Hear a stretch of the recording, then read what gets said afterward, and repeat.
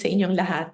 Ako po ay si Joy Ching Lorico, isang tagapagsalita, tagapagsanay, dating empleyado ng gobyerno na naging bank examiner, financial literacy advocate, at naging HR practitioner din na naniniwalang ang pag-unlad ng ating bayan ay nagsisimula sa matalinong pagpili ng mga pinuno. Katulad ng sa HR, mahalaga ang job fit. Kailangan tugma ang karanasan, kaalaman at kakayahan ng isang tao sa trabahong kanyang papasukin nang sa ganon ang isang organisasyon ay magkaroon ng tama at mabuting pamamalakad. Ganoon din dapat ang ating pamantayan sa pagboto o pagpili ng mga karapat-dapat na mamuno sa ating bayan. Noong nakaraang mga araw, ang ating pong episode ay tungkol sa kahalagahan ng partisipasyon ng mga kabataan sa nalalapit na eleksyon. Ilang araw na lang at halalan 2025 na, kaya layunin po nating pagyamanin at palawakin ang kamalayan ng bawat Pilipino sa kahalagahan ng mabuting pamamahala o good governance para sa pag-unlad ng ekonomiya at buhay ng bawat Pilipino. Sa araw na ito, mapalad po tayo na ma-interview at makapanayam ang isa sa mga iginagalang na ekonomista ng bansa. Isa siyang dating Deputy Governor ng Bangko Sentral ng Pilipinas, isang senior pastor ng Fullness of Christ International Ministries at Vision Keeper ng Samahang Touching Heaven and Changing Earth. Si Ginoong Diwa Ginigundo ay naglingkod ng higit sa 41 taon sa Bangko Sentral ng Pilipinas. Pinamunuan niya ang mga mahahalagang sektor ng BSP gaya ng monetary policy at international operations at kinikilala bilang isa sa pinakamahusay na eksperto sa larangan ng pananalapi at ekonomiya ng bansa. Sa kasalukuyan, siya ay chairman ng advisory panel ng ASEAN Plus 3 Macroeconomic Research Office or AMRO. At dati ring nanungkulan sa mga international na institusyon tulad ng International Monetary Fund at CSEN Center. Isa rin siyang kolumnista sa Manila Bulletin at Business World at co-author ng ilang aklat kabilang na ang Trauma to Triumph, Rising from the Ashes of the Asian Financial Crisis. Nagtapos siya ng Master of Science in Economics mula sa London School of Economics at may Bachelor of Arts in Economics mula sa University of the Philippines kung saan siya ay naparangalan bilang cum laude. Ang mga iyan po ay ilan lamang sa napakahabang mga accomplishments ni T.G. Diwa at mga posisyong hinawakan niya sa local at international na mga institusyon. Sa araw na ito, ihahatid niya sa atin ang kaalaman kung bakit dapat tayong maging mapanuri at maging maingat sa ating pagpili at paano ito may direktang epekto sa ating kabuhayan. Boto mo, buhay mo. Bakit mahalaga ang good governance? Tayo na't makinig, matuto at magmuni-muni para sa kinabukasan ng ating bayan. Narito ang ating panauhing pandangal, si Ginoong Diwa si Ginigundo. Hi sir!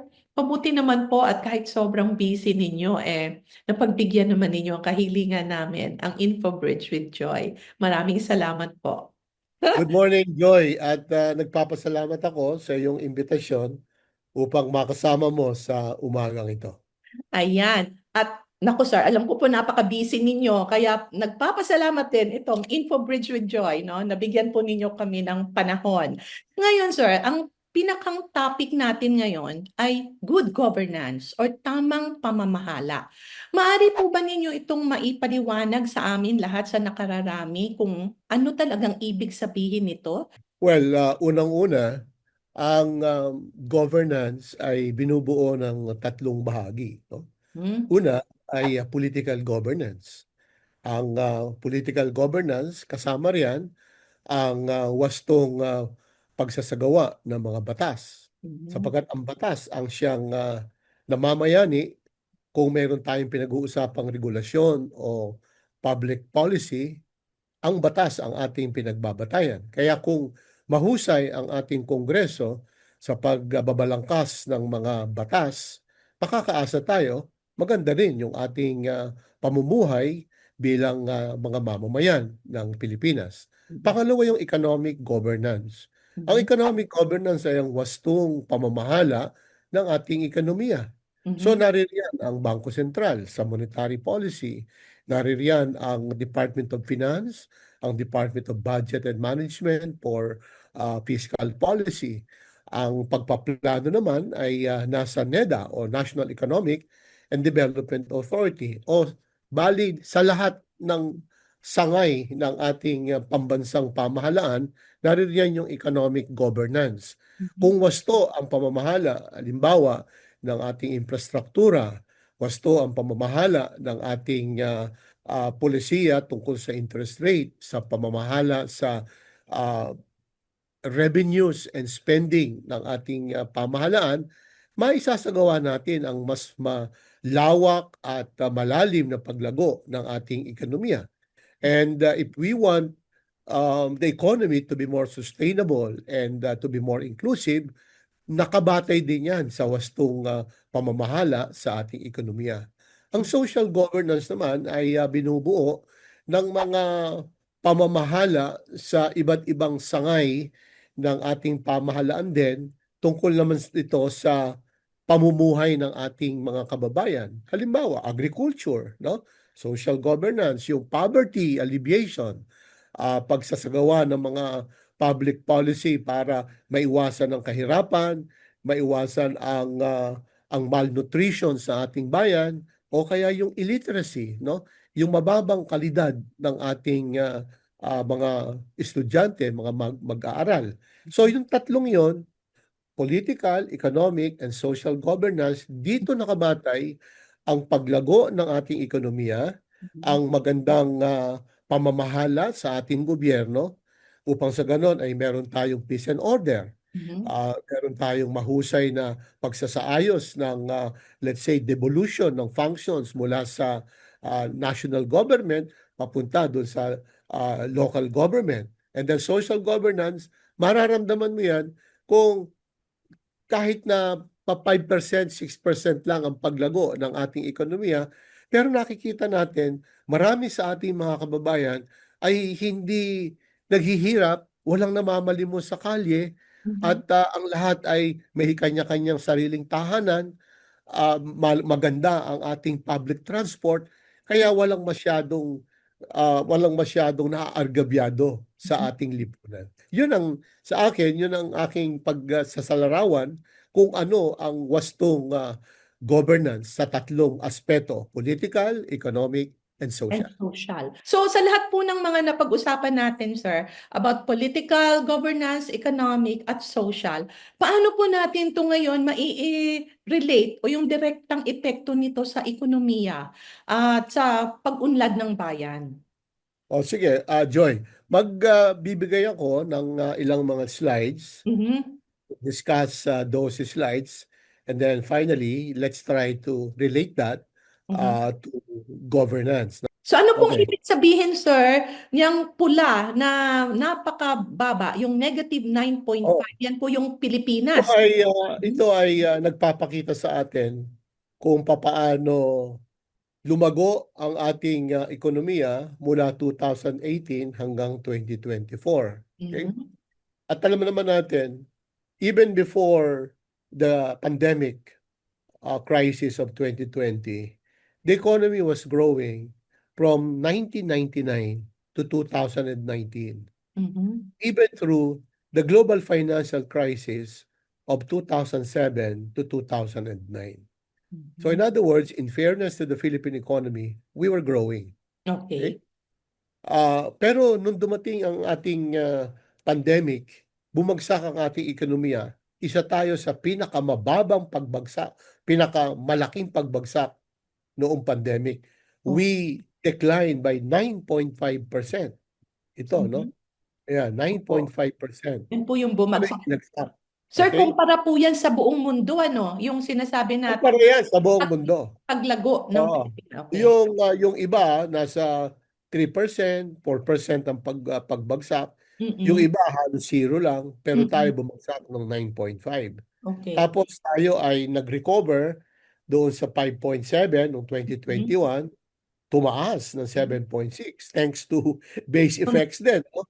At Oo. kasi noong pandemic, tandaan natin, walang nakakalabas, Oo. walang trabaho sa mga factories kasi bawal lumabas, down lahat ang mga factories, ang mga opisina, pati Mm-mm. kainan, puro diyan napasok yung mga delivery no, yung mga Grab, no? Pero dahil sa na-lockdown ang buong economy, we went down by 9.5. Yan. Tapos, as the lockdown is slowly being lifted, lumago tayo ng 5.7 nga noong Oo. 2021, tapos 7.6. Mhm. And then, ayan na, nagno-normalize na. Okay. Nag-normalize tayo sa 5.5 noong 2023, pagkatapos noong 2024, nag 5.7 tayo. Yan. Against, ito kulay blue di ba? Oo, yan po yung sa buong mundo. Ito, ito Mhm. yung global growth. Yeah. Yung, yung global growth, ibig sabihin, lahat ng ekonomiya Buong ng buong bansa. daigdig, Oo. bumagsak lang ng 2.7. Tayo Hmm. 9.5. See? Tayo po Tapos, pala, bagsak na bagsak. bagsak na bagsak. Okay? Nandun tayo, kumbaga sa niyurakan tayo. Oo. Okay? Mm-mm. Tapos, noong 2021, bagamat lumago tayo ng 5.7, we were still below the global average Global. of 6.5. Pero noong 2022, ayan, Ayan. nauna natin ang global economy. Yung 7.6 versus global growth ng So, mas 3.5. mataas na po. Mas mataas na tayo. Tapos yung 5.5 natin, mas Mm-mm. mataas sa 3.3 Oh. buong daigdig. Tapos yung 5.7, umakyat tayo by 0.2, bumaba naman ang global economy ng Mm. 0.1 to Oo. 3.2%.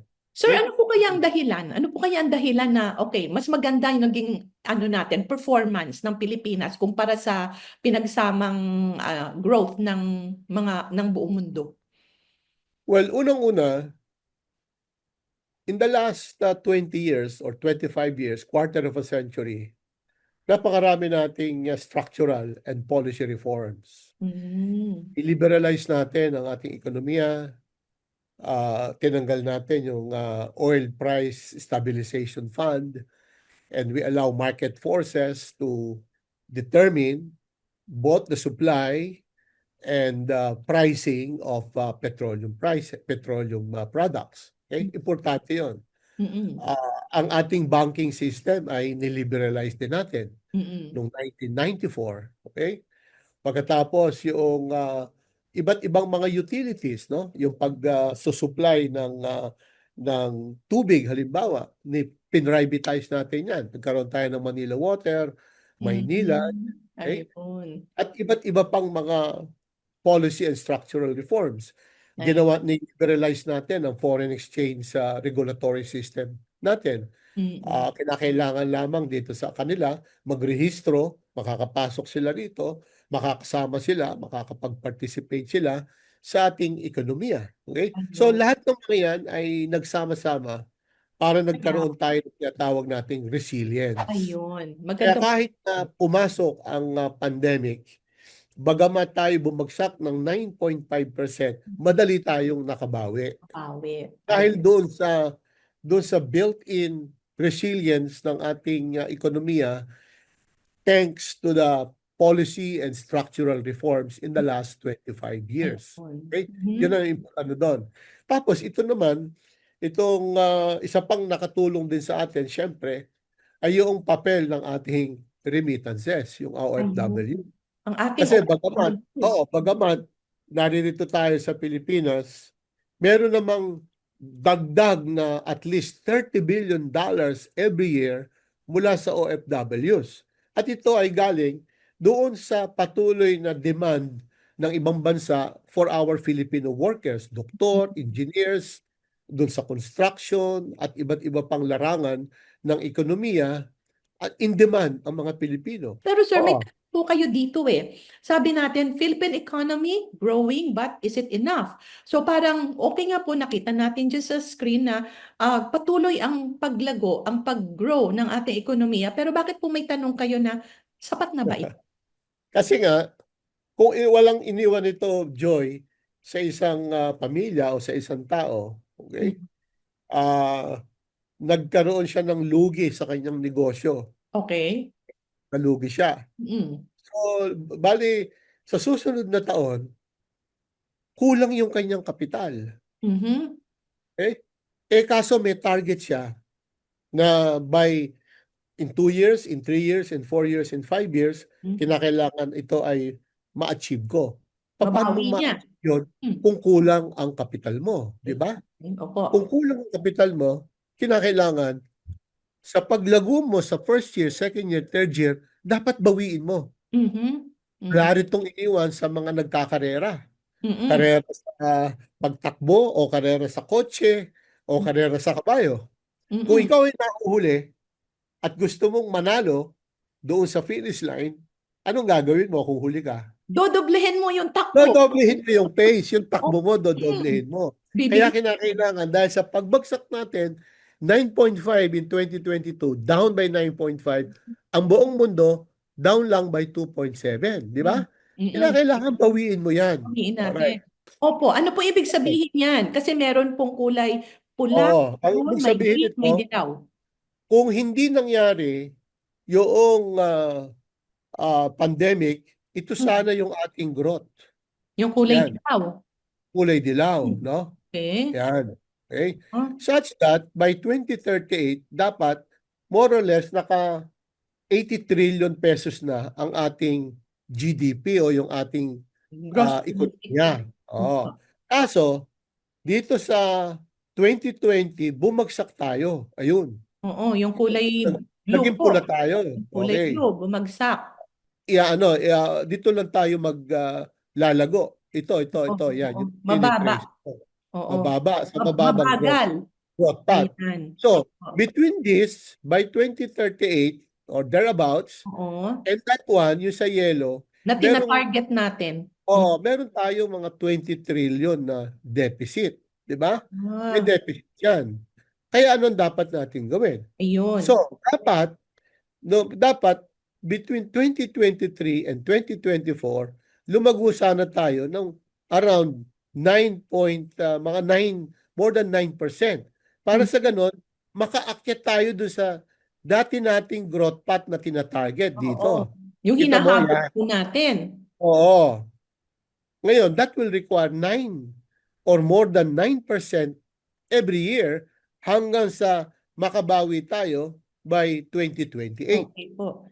Alright. So, huwag tayong masyadong kontento na lumago tayo ng 6% o Oo. kaya six point Oo. five percent kasi kung ang gusto natin ay patuloy tayong lumago at mabigyan natin ng trabaho yung Mm-mm. ating mga kababayan, makagawa tayo ng mga kinakailangang infrastruktura, Mm-mm. ganun din yung ating yung public health and public education. Mm-mm. Kinakailangan talaga lumago tayo by much, much more Ayun. than the government target of between 6 to Oo. 8% from now until Ay, 2028. Okay? Kinakailangan mas malaki ang opo. paglago So, ng sir, ating parang, bansa. sorry po. Parang sinasabi niyo po, sir, yung kulay dilaw, yun yung kanina example ninyo na kung sa karera, bibilisan natin ng sobra yung pagtakbo. So, yun po yung Correct. hinahabol Para natin. makaba para tayo ay Para, makaagapay, ayun. no? Eh, Makaagapay dun sa ating growth rate yes. talaga na Pero ang gusto natin nangyayari matukan. po, na ang katunayan, nasa kulay pula po tayo. So, Nandun tayo sa kulay pula at oh, kung if you just keep the momentum or mm-mm. the pace at which you are growing now, Oo. 6%, 6.5%, ito tayo sa baba. Hindi Meron tayo tayong aabot. deficit by Oh, the time we reach 2037, 2038. And that will translate to lower standard of living, more people out of jobs, oo, walang okay? trabaho. Less public goods, mas mababang kalidad ng ating mga kabataan sa pag-aaral, mas kakaunting ospital at hospital beds sa Mm-mm. ating public health, no? Yan. Opo. So, sir, ang kailangan po pala sa ngayon, may dapat tayong gawing pagbabago. Ayan. Eto, Yes, sunod na yes. slide po. Paano? Okay, susunod na slide, isa ring challenge to sa ating pamahalaan at Mm-mm. sa ating pribadong sektor. Natutuwa nga tayo sapagkat matapos tayong maranasan natin yung napakataas na inflation noong 2022, 2023, Mhm. okay? Nakita natin na bumababa na ngayon. From 2023, pababa na ng pababa yung ating inflation. Yung headline inflation, yan yung orange, no? Is that orange? Yung headline inflation rate po natin ay kulay green. Pero sir, Green. Okay. paano po natin ipaliwanag muna? Ano po bang ibig sabihin ng headline inflation? Kung Ang sa core inflation yung... Oo, ang headline inflation, lahat nung nasa Consumer Price Index, Mm. Joy, pag in-average mo yung paglago nila pero weighted base dun sa kanilang weight sa consumer basket, yun ang Oo. tinatawag na headline. Pag Headline. sinabi Okay. natin core, tinatanggal yung mga volatile items. Ang Okay. mga volatile items are some of the food commodities like rice, no? Price. Ah, Okay. yan. Tapos yung petroleum prices. Oo. Kasi up and down yan eh. So Oo. pag tinanggal mo yan, yun yung core. Oo. Yun So yung doon na core binabase. inflation. Okay. Oo. Mm. Kaya makikita natin noong 2023, bagamat ang headline inflation ay nasa 6% lang, pero yung core inflation 6.6%. Oh, Which mataas. means that by 2023, patuloy pa rin yung pagtaas ng presyo ng mga bilihin Mhm. noong mga portions of food commodities and some portions of the non-food commodities na hindi volatile. So Mm-mm. nanatiling elevated yung kanilang mga presyo. Okay? Mm-mm.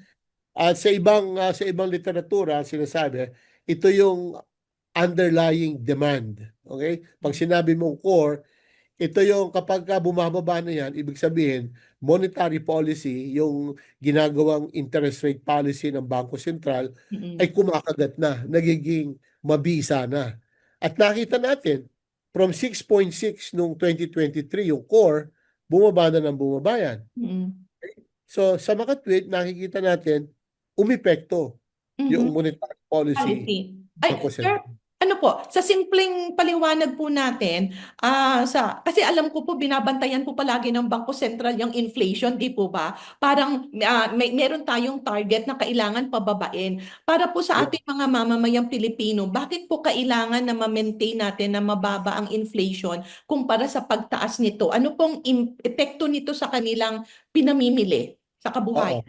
Ang target ng Bangko Sentral ng ating gobyerno ay 2 to 4% Joy. Okay? Ako. Ang 2 to 4% ay base rin yan sa pagkalkula ng Bangko Sentral kung ano ang sabihin nating desirable inflation target para sa bansa na hindi masyadong mababa para mag-disincentivize, no? Para Mm. ma-discourage sa mga producers and manufacturers Okay. na huwag nang mag-produce. Kasi kung sobrang baba, halimbawa zero, Mm-mm. okay?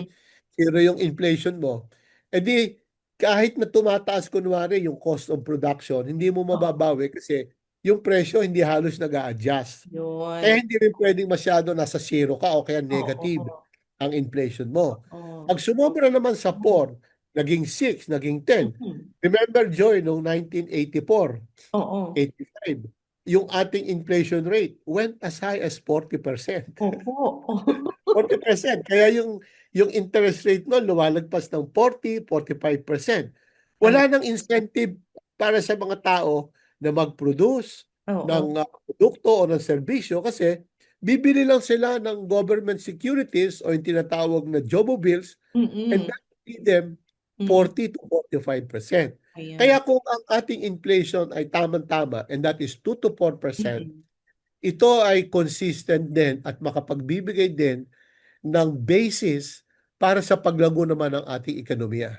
Ayan. Kasi pagka masyadong binababa ng Bangko Sentral ang inflation, no, below 2%, ibig sabihin niyan, maaaring ang interest rate policy, no, Mm-mm. masyadong mataas. Pag Mm-mm. masyadong mataas ang interest rate sa merkado, Mm-mm. ma-discourage naman yung mga umuutang sa bangko para sa kanilang Oo. produksyon, startup capital, Para sa bababa negosyo. naman. Hihina naman ang paglago ng ating ekonomiya. Ayan. Okay? Ayan. So, Mhm. binabalanse yan ng Bangko Opo. Sentral, ng ating Ayan. pamahalaan, para sa ganon, tamang-tama lang yung pag-akyat ng presyo ng Oh, bilihin sa ating bansa. okay po. Ayan. Yan. Kasi kung masyado namang mataas ang inflation, ang Mm. mga tao hindi na rin bibili. Oh, Sa mahihirapan na po merkado, bumili. hihina din ang paglago ng ating ekonomiya pag sobrang taas naman ng Ay, inflation. ay, Kaya ang Bangko Sentral naman, para mapababa ang inflation, magtataas naman ng interest rate. Ikot lang ng ikot ikot. yan. Okay? Oo. Kaya, pag-usapan naman natin Oh, ngayon, eto naku, na, nasa napaka-colorful pamamahala na naman ito, tayo. sir. May kulay green na revenues or ito Oo. po ba'y kinikita ng Pilipinas? Ito Tapos, yung yung, tinatawag nating revenues, both tax and non-tax. opo. Ang tax revenues, pati tariff, ito yung kinukuha ng gobyerno bilang buwis ng mga Pilipino. Ito yung kapag bumili ka ng produkto o serbisyo sa merkado, magbabayad ka ng VAT. Yan Oo. yung kasama ko yan dyan. Yan po yung Ah, kulay green. Yung parang yan yung kinikita ng green. gobyerno Oo. sa Ngayon, taxes yung po mga natin. non-tax revenues naman, pag ikaw ay kumuha halimbawa ng clearance mula sa NBI o Oo. kaya ng kopya ng iyong birth certificate Mhm. mula sa Philippine Statistics Authority, magbabayad ka. So, fees and Mhm. charges yon. Ayun. Pag So, kumuha ka ng yun. lisensya, babayad ka, lisensya sa Okay. pagmaneho. Yun yung non-tax revenues. Opo. Okay. Ano naman Ngayon, po yung yung kulay spending. dilaw? Yan naman yung spending. Okay. Yan yung paggastos ng gobyerno, hindi lamang sa operations, sweldo ng mga nasa gobyerno, allowances, Mhm. at iba't iba pang current expenditure like pagbabayad ng kuryente, tubig, Mhm. Mhm. postage, etc.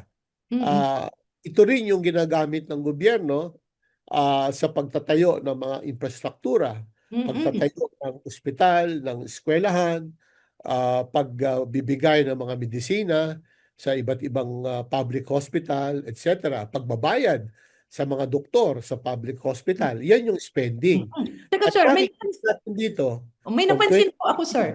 oo, Sir, so, may napansin po ako kasi bilang isang nanay, parang nakikita ko po na ang kulay green, yun ang kinikita ng aking pamilya, pero yung kulay dilaw po, yun yung ginagastos namin para pong lumalabas sa bansang Pilipinas, mas malaki po yung gastos natin. yeah, kaya nga Joy, kung tayo ay isang pamilya, okay, ang kinikita ng nanay, tatay at maaaring yung mga anak ay kumikita na rin, Mm-mm. yan yung green. Mhm. Pero kapag ka gumastos na dahil gusto nilang kumain sa labas, okay? Mhm. Mhm. Ah, yung mga binibiling mga rubber shoes at saka mga t-shirt na Branded. branded, Oo. okay? Ah, at dahil sa may konting reduction sa pamasahe papuntang Hong Kong o Japan o Travel Korea, ng travel. pupunta sila travel. Opo. At before they know it, lumagpas sila doon sa kanilang budget. Yan yung nangyayari sa ating bansa mula pa nung sinauna actually. No? Okay. Kaya doon sa baba, yung kulay red, ito Mm-mm. yung difference between spending and revenues. Ayun.